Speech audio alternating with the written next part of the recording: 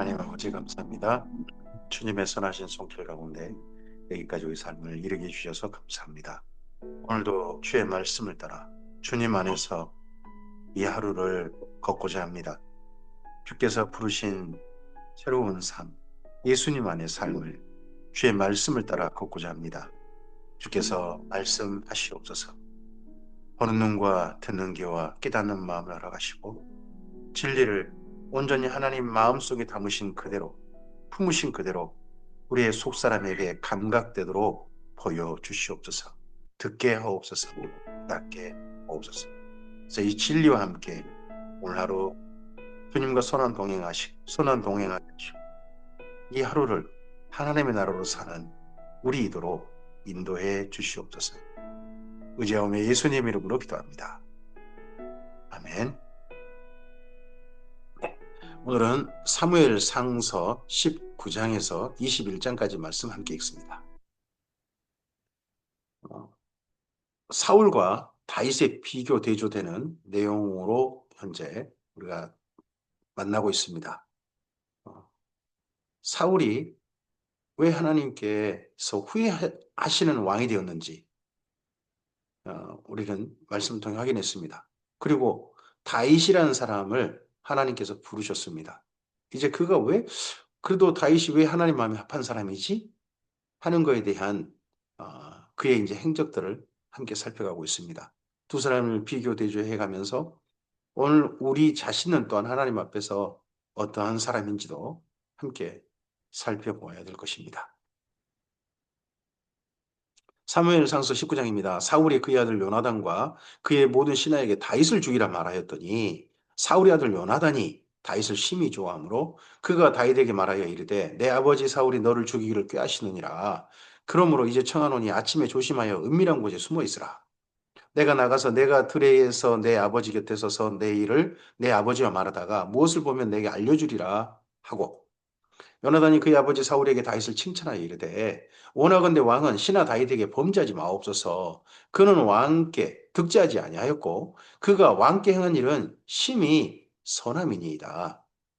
그가 자기 생명을 아끼지 아니하고 블레셋 사람을 죽였고 여호와께서는 온 이스라엘을 위하여 큰 구원을 이루셨으므로 왕이 이를 보고 기뻐하셨거늘 어찌 까닭 없이 다윗을 죽여 무죄한 피를 흘려 범죄하려 하시나이까. 다윗을 죽이는 건 범죄입니다.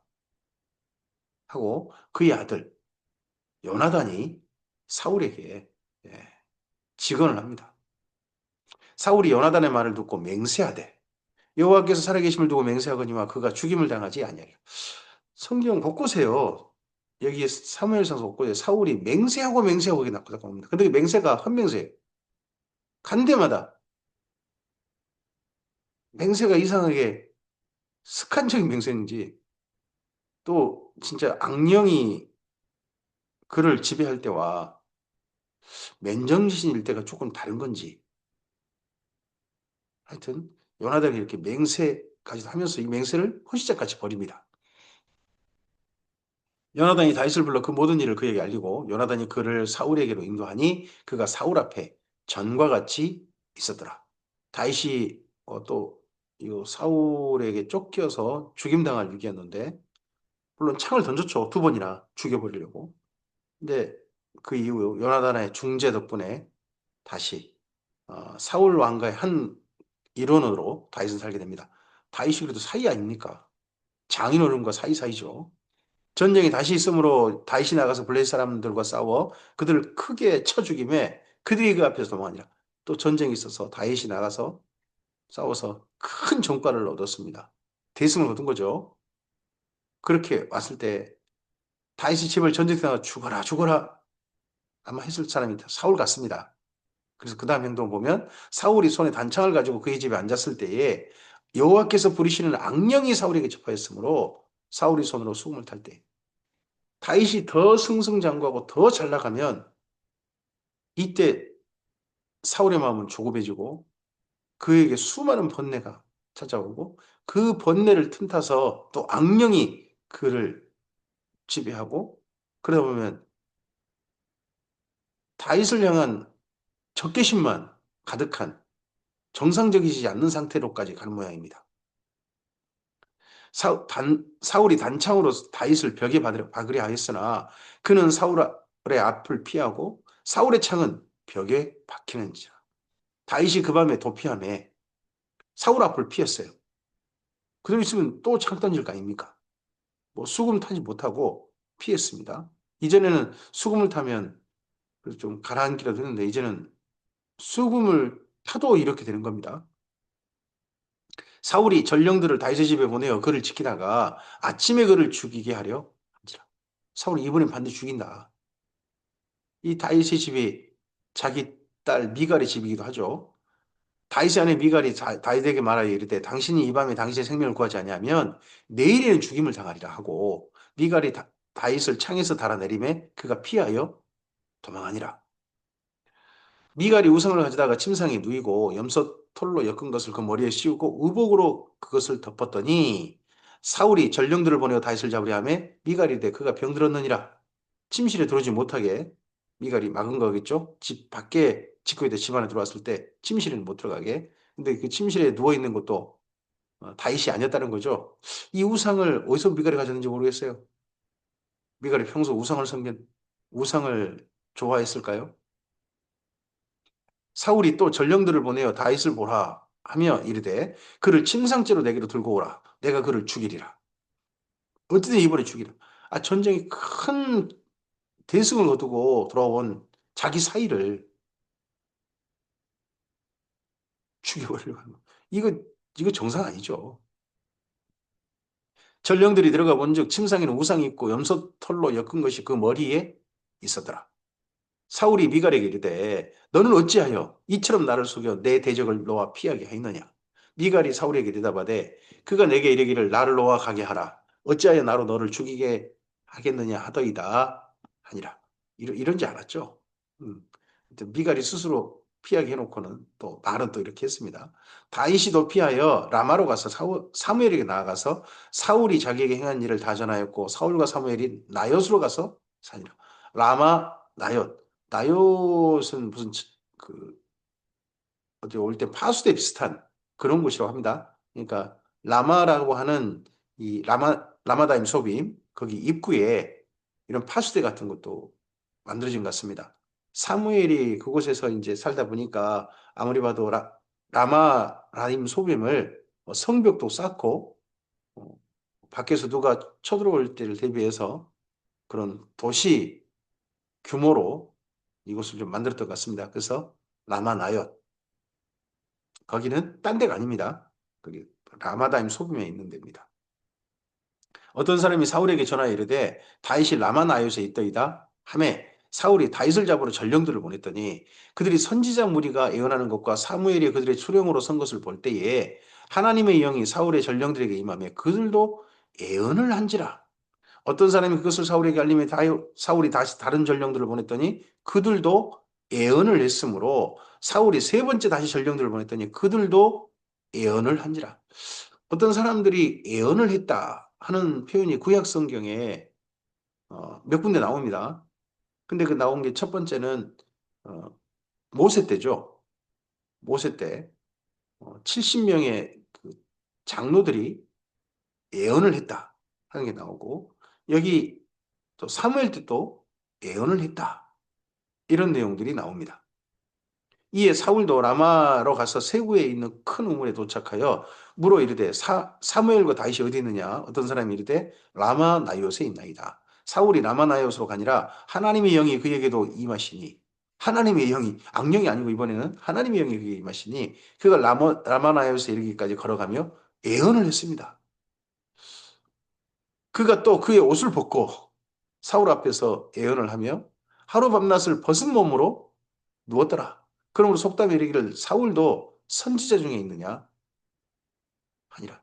여기 예언을 했다 하는 것은 사람들이 뭔가 알아먹을 말, 하나님께서 전하는 메시지가 있어서 사람들이 알아먹을 뭔가 말을 했다 하는 그런 의미겠죠. 뭐 지금 현재 뭐 유행하고 있는 방언을 했다 그런 건 전혀 아니죠. 알아먹는 말을 사람들이 알아먹는 말들을 했다. 하나님께 전하는 어떤 메시지가 있었다 하는 거겠죠. 기도했다는 것도 아닌데 이건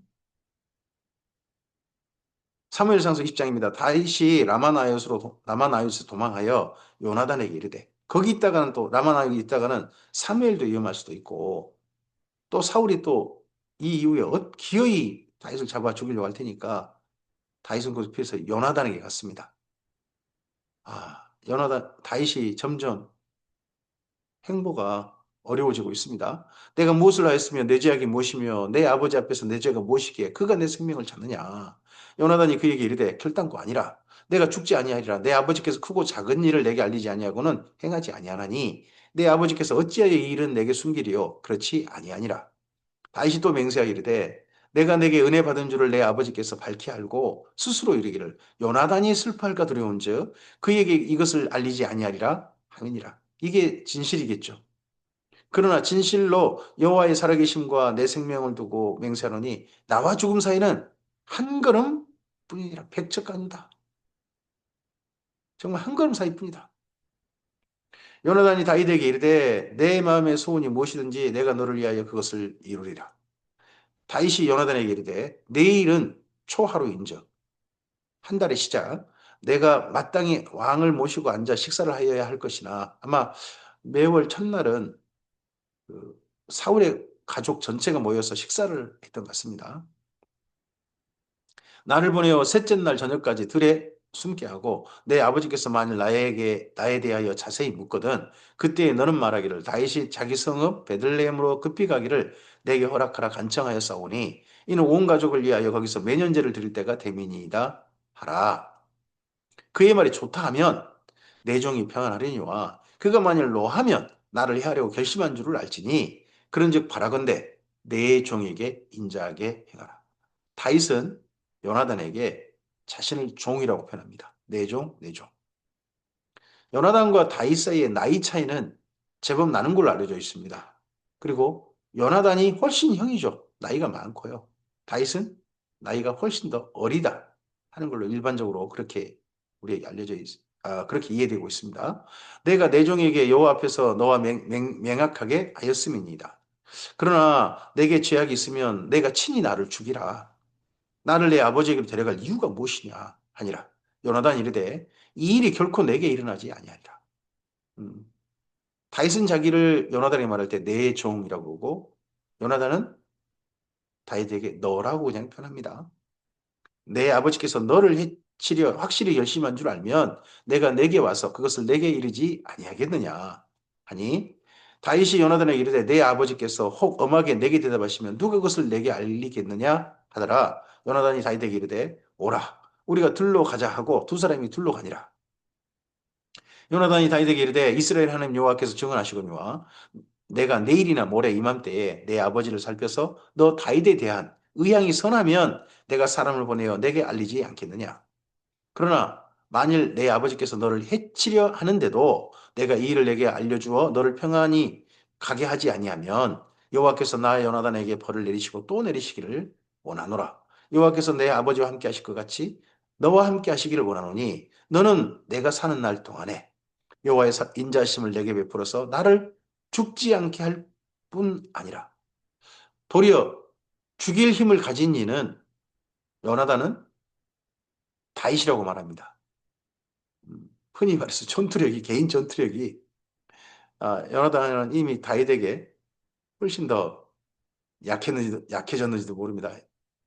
요나단도 대단한 사람인데 하여튼 죽지 않게 하라. 요나단이 도리어 너는 나를 죽이지 말라 하고 그렇게 말을 하고 있습니다.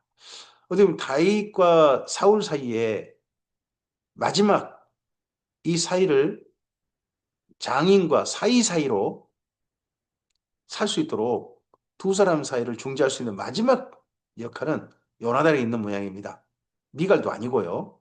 요나단인 모양입니다. 그래서 요나단에게 마지막 부탁을 이렇게 다윗이 하고 있습니다.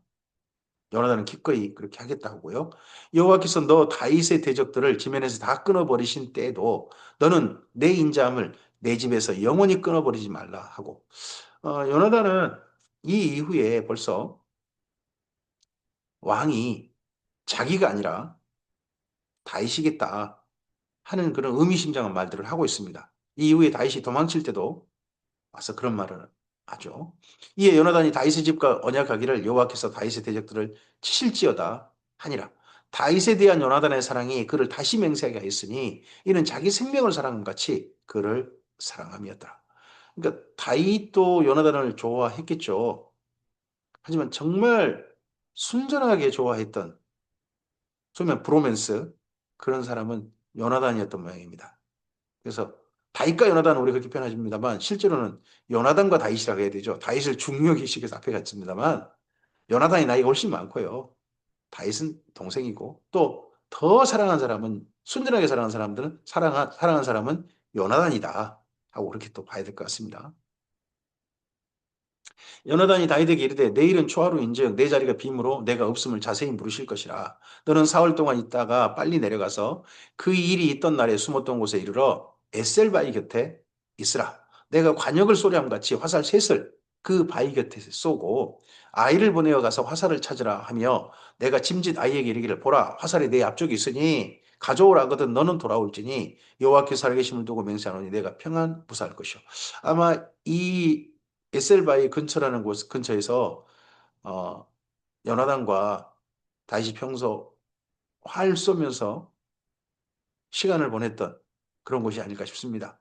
다윗이 물매가 아니라 자기 주력 무기를 활로 바꾸는 그런 것이 아마 이 근처이고 연하단과 다윗 사이에 이런 지난 시간이 또 그렇게 만들지 않았나 싶습니다. 그래서 거기 평소처럼 연하단은 활 쏘는 것처럼 얘기한다는 거죠.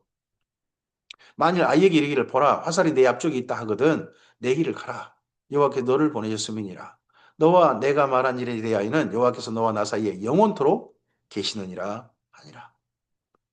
다윗이 맹세한 게 아니고 다 요나단이 맹세했습니다. 다윗이 들이 수문이라 초하루가 되매 왕이 앉아 음식을 먹을 때에 왕은 평시와 같이 벽곁 자기 자리에 앉아 있고 요나단은 서 있고 아브넬은 사울 곁에 앉아 있고 다윗의 자리는 비었더라. 평소 그 음식 먹는 모습에 그 사울 가족의 가장 윗자리 상석은 두 자리가 항상 앉는 모양입니다. 사울과 아브넬. 아브넬이 그만큼 집안에 중요한 인물이겠죠? 그러면 여기 요나단도 서 있었다면 평소도 요나단뿐만 아니라 다윗도 서겠죠. 자리는 있지만 서겠죠. 그러나 그날에는 사울이 아무 말도 하지 아니하였으니 이는 생각하기를 그에게 무슨 사고가 있어서 부정한 것보다 정령 부정한 것보다 하였습니다.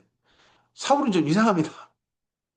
다윗을 그렇게 죽여버리려고 그러는데 또 이런 식사 자리에 이런 데는 당연히 참석해야 되는 걸로 자기가 죽이려고 했으면서 그렇게 생각을 가지고 있습니다. 저로서는 이해가 안 되는 사고 방식이긴 합니다. 이튿날 곧 그달의 둘째 날에도 다시 자리가 여전히 비었으므로 사울이 그의 아들 요나단에게 묻되 이세 아들이 어찌하여 어제와 오늘 식사에 나오지 아니하느냐 하니 이세 아들 뭐 뭐야 사이라고 할 수도 있고 다윗이라고 할 수도 있는데 이세 아들 이렇게 표현하네요. 요나단이 사울에게 대답하되 다윗이 내게 베들레헴으로 가기를 간청하여 이르되 원하건대 나에게 가게 하라.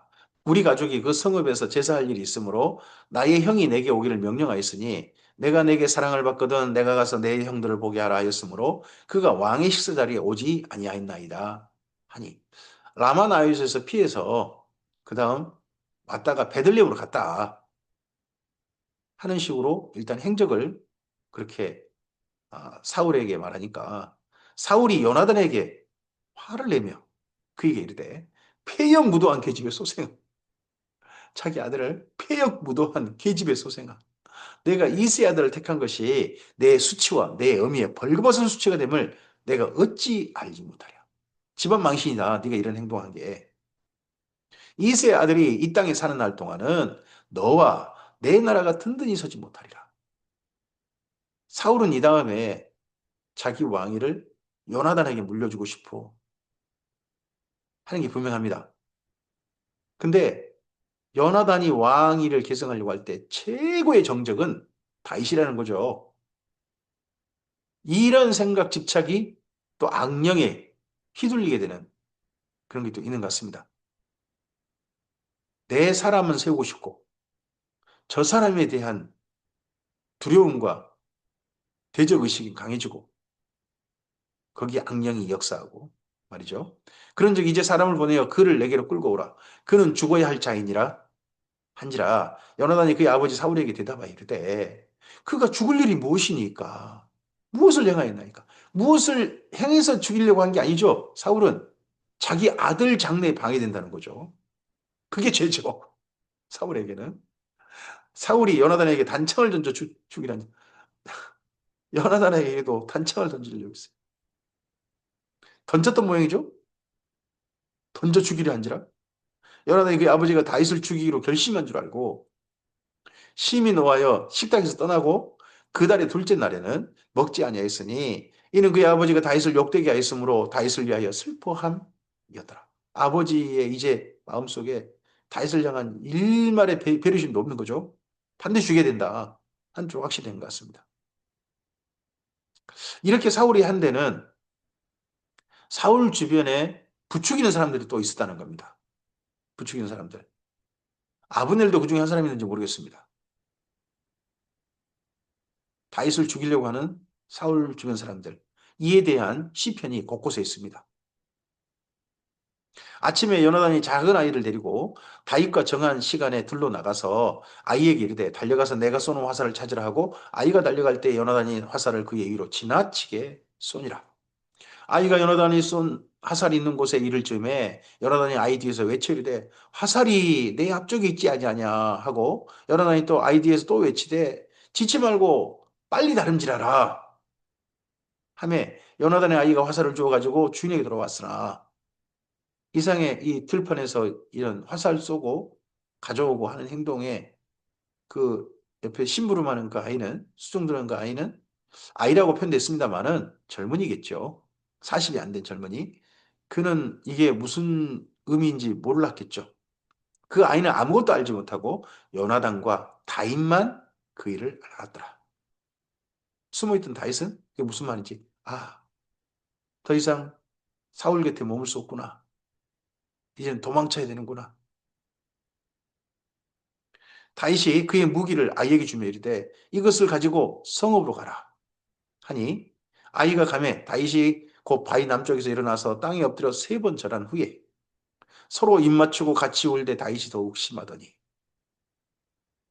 요나단이 다윗에게 이르되 평안히 가라. 우리 두 사람이 여호와 이름으로 맹세하여 이르기를 여호와께서 영원히 나와 너 사이에 계시고 내 자손 사이에 계시리라 하였느니라 하니 다윗은 일어나 떠나고 요나단은 성읍으로 들어가니라. 정말 슬픈 이별이 있게 됩니다. 그리고 다윗은 이 이후에 이제 다시 사울 곁에 못 들어갑니다. 두 사람이 죽어야, 둘 중 한 사람이 죽어야 이 쫓기는 이 시간이 멈춥니다. 이런 시간이 한 10년 간다고 그러죠. 사무엘상서 21장입니다. 다윗이 노베 가서 제사장 아히멜렉에게 이르니 노브는 베냐민 땅입니다. 베냐민 땅. 실로가 유명무실해지고 그렇게 했던 역할은 아무리 봐도 사무엘이 컸습니다. 사무엘 역할이 컸습니다. 그러고 난 다음에 성막을 노브로 옮긴 모양입니다. 그러니까 노베 제사장 아히멜렉이 있습니다. 대제사장인 거죠. 대제사장 역할을 한 사람. 아히멜렉이 떨며 다윗을 영접하여 그에게 이르되 어찌하여 내가 홀로 있고 함께 하는 자가 아무도 없느냐 하니 다윗이 제사장 아히멜렉에게 이르되 왕이 내게 이를 명령하고 이르시기를 내가 너를 보내는 것과 내게 명령하는 일은 아무것도 사람에게 알리지 말라 하시기로 내가 나의 소년들을 이러이러한 곳으로 오라고 말하였나이다. 이거 거짓말이죠. 다윗 주변에 몇 사람은 있습니다. 하지만 평소처럼 군대를 끌고 오고 그런 모습이 아니라는 거죠. 뭔가 다른 모습인 거예요. 겨우 몇 사람만 데리고. 이제 당신의 수중에 무엇이 있나이까? 떡덩이 5이나 무엇이나 있는 대로 내 손에 주소서 하니 떡덩이 5 그러면 다윗 주변에 한 4명? 다윗과 한 4명? 5개? 그래서 5개를 원한 건가?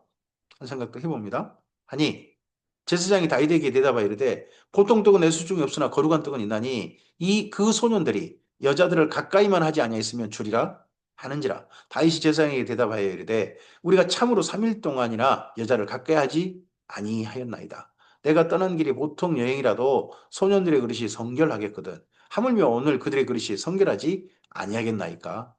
하며 이 거룩한 떡이란 진설병이죠. 진설병이라면 그곳이 성막이 있다는 뜻입니다. 제사장이 그 거룩한 떡을 주었으니 거기는 진설병 곧 여호와 앞에서 물려낸 떡밖에 없었음이라. 그러니까 노베 성막이 있었다. 사울왕 때 하고 우리가 짐작해 볼 수 있습니다. 그 떡은 더운 떡을 드리는 날에 물려낸 것이더라. 그날에 사울의 신하 한 사람이 여호와 앞에 머물러 있었는데 이 성막에 한 사람이 와서 제사 드린 장소에 있었다고 합니다. 그 사람이 그는 도액이라 이름하는 에돔 사람이요 사울의 목자장이었더라. 다윗이 아히멜렉에게 이르되 여기 당신의 수중에 창이나 칼이 없나이까? 왕의 일이 급함으로 내가 내 칼과 무기를 가지지 못하였나이다 하니 이렇게 되면 아마 아히멜렉은 짐작을 평소 다윗과 사울 사이가 안 좋다 이런 게 이런 데까지 소문이 나 있었다면 다윗에게 창과 칼이 없다. 근데 또 창과 그럼 무기가 혹시 없냐? 그렇다면 일반적인 상황이 아니다 하는 건 짐작했을지 모르겠습니다. 제사장이 이르되 내가 엘라 골짜기 죽인 블레셋 사람 골리앗의 칼이 보자기에 쌓여 에봇 뒤에 있으니 내가 그것을 가지려거든 가지라. 그걸 내줘요. 골리앗의 칼을 여기는 그것밖에 다른 것이 없느니라 하는지라. 다윗이 이르되 그 같은 것이 또 없나니 내게 주소서 하더라. 그날에 다윗이 사울을 두려워하여 일어나 도망하여 가드 왕 아기스에게로 갔습니다. 아예 다른 나라로 이 이스라엘과 제일 대척점에 있는 나라 정반대 늘 전쟁하고 서로 으르렁대는 나라.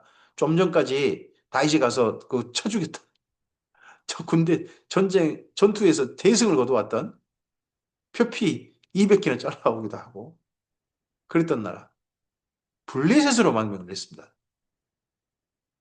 다윗이 이 블레셋을 망명하다 이 결정을 누가 했는지 모르겠습니다. 하여튼 가드왕 아기스에게로 가니 아기스 신하들이 다 아기스에게 말하되 이는 그 땅의 왕 다윗이 아니니까 왕이 사울인데 그 땅의 왕 다윗이 아니니까 이렇게 소문이 나 있습니다. 무리가 춤추며 이 사람의 일을 노래하여 이르되 사울이 죽인 자는 천천히요 다윗은 만만히로도 하지 아니하나이까 하니라. 그러니까 이 노래가 다른 나라에까지 알려졌는데요. 여인들의 노래 만든 노래가 그 노래의 내용을 듣고 다른 나라 사람들 다 그 옆에 블레셋 사람은 그렇게 생각했다는 겁니다. 그 나라의 왕은 다윗이다. 그럼 이 노래가 원래 이래야 된다는 거죠. 사울이 죽인 자는 만만히요 다윗이 죽인 자는 천천히로다. 왕한테는 최고를 돌리고 그 다음에 그 전쟁의 최고 공헌자에게는 그 다음을 돌리고 하는 게 일반적인 일이라는 거죠. 여인들이 뭔가 노래를 잘못 만든 거예요. 다윗이 이 말을 그의 마음에 두고 가드왕 아기스를 심히 두려워하여 그들 앞에서 그의 행동을 변하여 미친 채하고 대문짝에 그적거리며 침을 수염에 흘리며 노베 가서는 아히멜렉 대제사장 앞에서 거짓말을 해야 되고 여기 그 다음 선택지가 블레셋으로 했는데 이 블레셋으로 가서는 또 이거 미친 채 해야 되고 다윗의 이때의 삶이 정말 다급하고 정말 자괴감이 들지 모르겠습니다. 이때 그래서 이 가드왕 아기스 앞에서 지은 시편이 두 개나 있어요. 성경에 그 첫 제목에 놓고 보면 다윗 시편 가운데서 얼마나 다급했는가 다윗이 하나님께 얼마나 간절하게 그때 자기를 도와주시기를 구하고 있는지 보입니다. 이때 그의 나이가 20대입니다. 이때 다윗의 나이가 20대. 더더구나 도망자 생활의 초기니까 아주 10대 초반 10년이라면 그 다음 그가 왕이 된 나이가 30세니까요. 30 훨씬 이전이라는 거죠. 대문짝에 그적거리며 침을 수염에 흘리매 아기스가 그의 신하에게 이르되 너희도 보거니와 이 사람이 미치광이로다. 어찌하여 그를 내게로 데려왔느냐. 내게 미치광이가 부족하여서 너희가 이 자를 데려다가 내 앞에 미친 짓을 하게 하느냐. 이 자가 어찌 내 집에 들어오겠느냐 하니라. 오늘 여기까지 말씀입니다. 사울에게 쫓기는 다윗. 사울은 기어이 다윗을 죽이려고 하고 그런 사울을 대적하지 않고 현재 그런 힘도 아직은 없겠죠. 그런 세력도 없고 도망치는 다윗. 어떻게 명분도 없잖아요. 하지만 사울 주변 사람들이 어떤 억지 명분을 만들었겠죠. 다윗 놔둬서는 안 된다. 사울만 그러했겠습니까? 사울 주변의 사람들도 아마 다윗 죽여야 된다. 다윗 죽여야 된다. 그랬던 것이라고 봅니다. 그게 다윗의 시편 속에 보면 은근히 보입니다. 이러할 때 하나님께서 다윗을 돌보시고 악령은 사울에게 임한 게 보입니다. 그 중간에 요나단이 참 힘겹습니다. 오늘 우리의 삶 속에 성령의 역사가 가득했으면 좋겠습니다. 우리의 걸음걸음이 성령을 따른 아름다운 걸음이었으면 좋겠습니다. 다윗은 성령에 크게 감동된 자라고 합니다. 하지만 그의 걸음이 사울에 의해서 방해받고 고통받습니다. 우리가 성령을 따라가는 걸음이 모든 것이 다 형통한다. 모든 것이 다 길이 쾌척하고 평안하다. 그럴 수 없다고 봅니다.